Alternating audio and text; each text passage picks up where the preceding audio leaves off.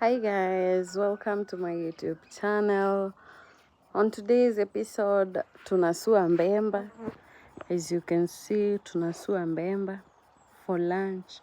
And then misakwa, yani boiled corns. Yeah. And then later on, we will also be making chapai, but this one is for dinner. It's not for now. But just preparing. Oh, just another brag. We also have bananas.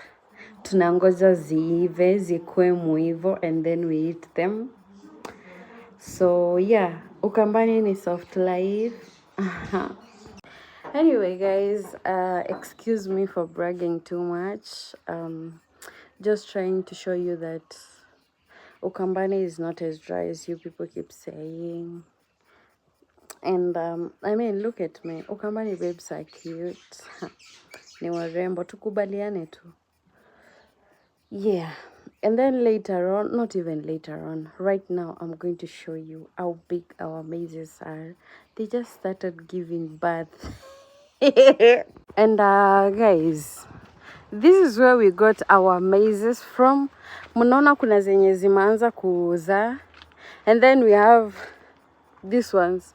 Mnaona pia zimeanza kuiva. Huku ni muivo. Nakwambia ni muivo. Look at this one. Ooh. So nikiwaambia Ukambani is not dry. Imagine it's not dry.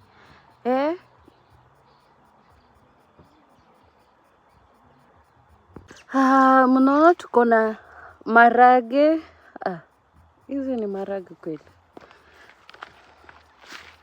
So, I'm even going to show you skuma because we have skuma. And then, as you guys know, tuko na kunde, of course. Huku kwetu tuko na mpaka cassava. Mnaona, if we chimba down there, we eat cassavas. Yeah, then we have skuma. Skuma.